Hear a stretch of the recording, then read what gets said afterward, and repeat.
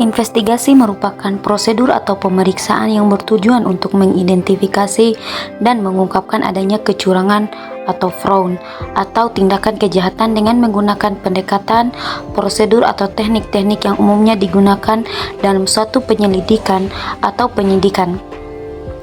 Kemudian, investigasi juga adalah penyelidikan dengan mencatat atau merekam fakta, melakukan peninjauan percobaan, dan sebagainya dengan tujuan memperoleh jawaban atas pertanyaan tentang peristiwa, sifat zat, dan sebagainya. Kemudian untuk patologi forensik, kedokteran forensik berperan penting dalam menyelesaikan kasus pidana. Dalam halnya peran dalam menyelesaikan kasus pidana, kedokteran forensik mengaitkan kejahatan sebagai masalah manusia untuk menemukan kebenaran yang hakiki dalam penyidikan suatu perkara pidana. Adapun fungsi dari dokter forensik adalah yang pertama pada tingkat penyelidikan perkara, kemudian yang kedua mengungkapkan proses tindak pidana dan akibatnya, kemudian yang ketiga menentukan identitas korban. Kemudian adapun pemeriksaan mediko-legal forensik. Dalam melaksanakan praktek kedokteran, seorang dokter harus mampu bekerja berdasarkan keluhan atau masalah pasien, melakukan pemeriksaan, menganalisis data klinis. Kemudian adapun target tingkat kompetensi, yaitu dibagi menjadi 4. Yang pertama tingkat kompetensi 1 atau KNOWS, yaitu mampu mengetahui pengetahuan teoritis termasuk aspek biomedik dan psikososial keterampilan tersebut sehingga dapat menjelaskan kepada pasien atau klien dan keluarga. Kemudian tingkat kompetensi 2 atau KNOWS HOW, pernah melihat atau didemonstrasikan menguasai pengetahuan teoritis dari keterampilan ini dengan penekanan pada clinical reasoning dan problem solving serta berkesempatan untuk melihat dan mengamati keterampilan tersebut. Kemudian yang ketiga, tingkat kompetensi 3 atau SHOWS, pernah melakukan atau pernah menerapkan di bawah supervisi, menguasai pengetahuan teori keterampilan ini termasuk latar belakang biomedik dan dampak psikososial keterampilan tersebut.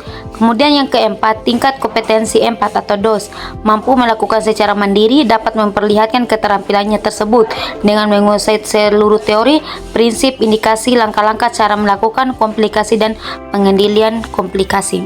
Jenis kematian pertama, mati somatis, adalah suatu keadaan di mana tidak ditemukan adanya pernafasan dan denyut nadi.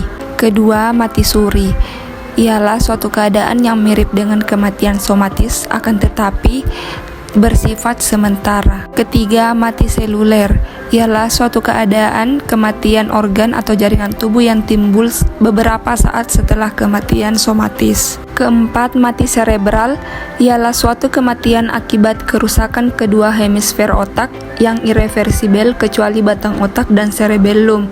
Sedangkan kedua sistem lainnya yaitu sistem pernafasan dan kardiovaskuler masih berfungsi dengan bantuan alat. Mati otak atau mati batang otak ialah kematian di mana bila telah terjadi kerusakan seluruh isi neuronal intrakranial yang irreversibel, termasuk batang otak dan cerebellum. Cara mendeteksi kematian. Pertama, berhentinya sirkulasi darah. Dengan berhentinya jantung yang berdenyut, maka aliran darah dalam arteri juga berhenti. Denyut nadi tidak dapat lagi diraba dan pada auskultasi juga tidak dapat didengar bunyi jantung. Kedua, berhentinya pernafasan. Henti nafas akan terjadi menyusul kematian. Hal ini dapat dibuktikan dengan tidak adanya suara nafas pada bagian dada atau auskultasi. Biasanya untuk memastikan berhentinya fungsi pernafasan, cukup hanya dengan auskultasi pada bagian dada. Ketiga, berhentinya inervasi. Fungsi motorik dan sensorik berhenti dapat dilihat dengan hilangnya semua refleks pada tubuh, misalnya tidak adanya refleks pupil ataupun refleks cahaya. Kemudian tanda-tanda kematian. Ada 2 tanda kematian, yaitu tanda kematian yang tidak pasti dan tanda kematian yang pasti.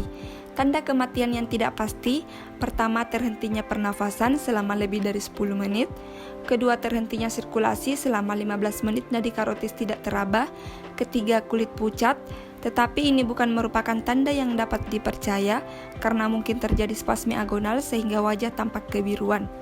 Keempat, tonus otot menghilang dan relaksasi.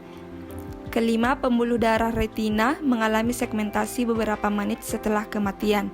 Terakhir, pengeringan kornea yang menimbulkan kekeruhan dalam waktu 10 menit tetapi masih dapat dihilangkan dengan meneteskan air. Tanda kematian yang pasti, pertama adanya perubahan temperatur tubuh, adanya lebam mayat, kaku mayat, terjadi proses pembusukan, adiposere, dan mumifikasi. Perubahan-perubahan pasca kematian. Livor mortis atau lebam mayat adalah suatu keadaan di mana tubuh mayat mengalami perubahan warna akibat terkumpulnya darah pada jaringan kulit dan subkutan, disertai pelebaran pembuluh kapiler pada bagian tubuh yang letaknya rendah oleh karena gravitasi bumi.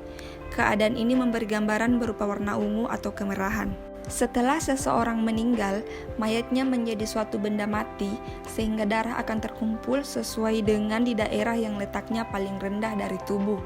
Aliran darah akan terus mengalir pada daerah tersebut sehingga pembuluh-pembuluh kapiler akan mengalami penekanan oleh aliran darah tersebut dan menyebabkan sel-sel darah keluar dari kapiler menuju sel-sel serta jaringan sekitar dan memberi kesan warna. Pada daerah lebam mayat, terkadang dijumpai bintik-bintik perdarahan akibat pecahnya cabang-cabang kecil dari vena.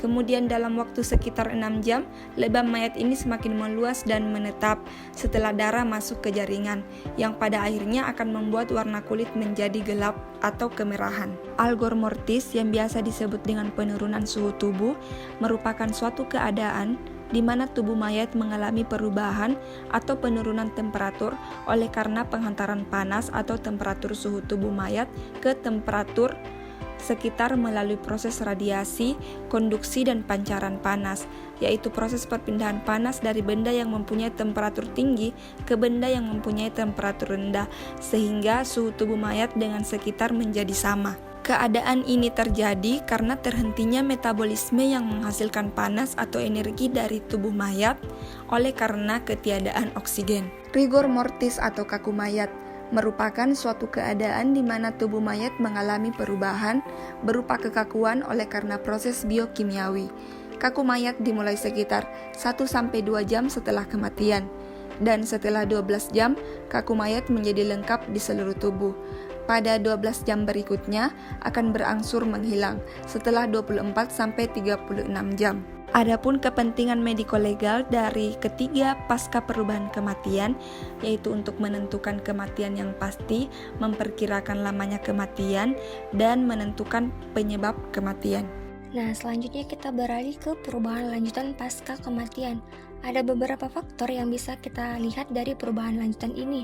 Yang pertama itu pembusukan, karena pembusukan merupakan perubahan terakhir pada tubuh mayat setelah kematian. Dan kita bisa lihat juga dari adiposernya. Adiposer ini merupakan fenomena yang terjadi pada mayat yang tidak mengalami pembusukan. Terus bisa dilihat juga dari mumifikasi, karena mumifikasi ini merupakan mayat yang mengalami pengawetan akibat proses pengeringan bagian-bagian tubuh. Dan terakhir kita bisa lihat dari penulangannya, di mana penulangan ini biasanya keadaan hancurnya jaringan mayat akibat pembusukan. Selanjutnya kita beralih ke entomologi forensik. Entomologi forensik adalah ilmu yang mempelajari tentang serangga yang dijumpai pada mayat. Ilmu ini juga dapat digunakan untuk memperkirakan waktu kematian. Dan kita beralih ke perkiraan saat kematian dengan cara lain. Ada beberapa perkiraan pada saat kematian yang bisa kita lihat, yaitu yang pertama pada mata, isi saluran pencernaan, isi lambung, pada usus, kandung kemih, pakaian yang dikenakan, dan jam tangan. Aplikasi penentuan lama kematian. Dari semula sudah dikemukakan bahwa tujuan pengetahuan tanatologi atau investigasi kematian adalah untuk kepentingan mediko-legal, terutama berkaitan dengan postmortem interval. Pengetahuan ini harus selalu diterapkan dalam pemeriksaan mayat. Bila saat kematian korban tidak diketahui, maka beberapa petunjuk dapat dipakai. Yang pertama, jam pertama setelah kematian. Suhu tubuh mayat masih hangat. Dengan termometer panjang didapati suhu 37 derajat Celcius. Otot-otot masih lemas seluruhnya. Kornea mata bening, lebam mayat belum nampak jelas. Yang kedua, pada jam ke-4-6 setelah kematian, suhu tubuh mayat telah mulai dingin. Suhu rektal 34-35 derajat Celcius. Kaku mayat di rahang dan persendian sudah ada. Lebam mayat tampak jelas tapi masih hilang pada penekanan. Yang ketiga, pada jam ke-10-12 setelah kematian, suhu tubuh mayat dingin. suhu sekitar 29-30 derajat Celcius. Kaku mayat sudah lengkap di seluruh tubuh mayat. Bila diangkat kaki, panggul dan punggung juga terangkat. Lebam mayat sangat jelas dan tidak hilang pada penekanan. Yang keempat, pada jam ke-16 sampai 18 setelah kematian. Suhu tubuh mayat dingin dan sudah sama dengan suhu ruangan, 28 sampai 29 derajat Celcius. Kaku mayat di beberapa persendian telah berangsur menghilang secara bertahap. Mulai tampak tanda-tanda pembusukan, terutama di daerah perut bagian kanan bawah tampak biru kehijauan. Lebam mayat meluas di seluruh bagian terendah dari tubuh. Yang kelima, pada jam ke-20 sampai 24 atau sekitar 1 hari setelah kematian. Tubuh mayat dingin, kaku mayat sudah menghilang. Tanda pembusukan semakin jelas. Perut mulai tegang oleh karena gas pembusuk, bau pembusukan, darah pembusukan keluar dari hidung dan mulut. Yang keenam, pada jam ke-30 sampai 36 setelah kematian, tubuh mayat semakin menggembung, muka membengkak, bibir menebal, gas dan cairan pembusuk keluar dari hidung dan mulut, tampak garis pembuluh darah di permukaan tubuh. Yang ketujuh, pada jam ke-40 sampai 48 atau sekitar 2 hari setelah kematian, tubuh mayat mengalami proses pelepuhan dan pembengkakan total, efek dari pembusukan di seluruh tubuh, skrotum, lidah membengkak dan mata menonjol keluar, sebagian lepuh dan gelembung pecah, kulit menjadi mudah terkelupas. Yang kedelapan, pada hari ketiga setelah kematian, tubuh mayat mengalami proses pembusukan lanjut, uterus bisa prolaps dan keluar dari vagina. Demikian juga saluran cerna bawah keluar sebagian melalui anus. Mata semakin menonjol keluar, muka sangat bengkak, kehitaman, rambut dan kuku mudah dicabut. Yang kesembilan, pada hari ke-4 sampai 5 setelah kematian, tubuh mayat mulai mengempes kembali karena gas pembusuk mendesak keluar dari celah jaringan yang rusak atau hancur. Satura kepala merenggang, otak mengalami pelunakan menjadi seperti bubur. Yang ke-10, pada hari ke-6 sampai 10 setelah kematian, jaringan lunak tubuh melembek dan lama-lama menjadi hancur. Rongga dada dan perut bisa terlihat karena sebagian. Integrasi keilmuan. Secara umum, tujuan hukum Islam adalah mencegah terjadinya kerusakan atau menolak yang mudarat dan mendatangkan kemaslahatan atau kemanfaatan bagi umat manusia. Abu Ishaq As-Satibi menyebutkan ada 5 tujuan daripada hukum Islam, yaitu menjaga kemurnian agama, jiwa, akal, keturunan, dan harta. Dalam beberapa kaidah fikih disebutkan bahwa suatu yang dilarang dalam hukum Islam dapat dibenarkan sekiranya terdapat suatu keadaan yang darurat. Ada beberapa kaidah fikih yang dapat dijadikan dasar untuk melakukan autopsi, seperti Al-Shinqiti. Keadaan yang darurat atau genting membolehkan hal-hal yang dilarang. Dengan demikian, autopsi dapat dijalankan demi kepentingan darurat, sesuai dengan kadar kebutuhannya. Berdasarkan Fatwa Majelis Ulama Indonesia nomor 6 tahun 2009 tentang autopsi jenazah, dilarang atau haram dalam Islam, tetapi dalam kondisi yang darurat atau mendesak, maka autopsi diperbolehkan.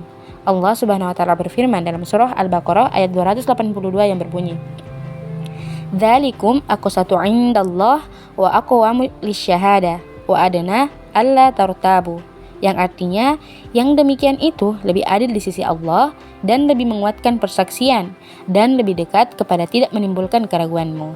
Al-Baqarah ayat 282.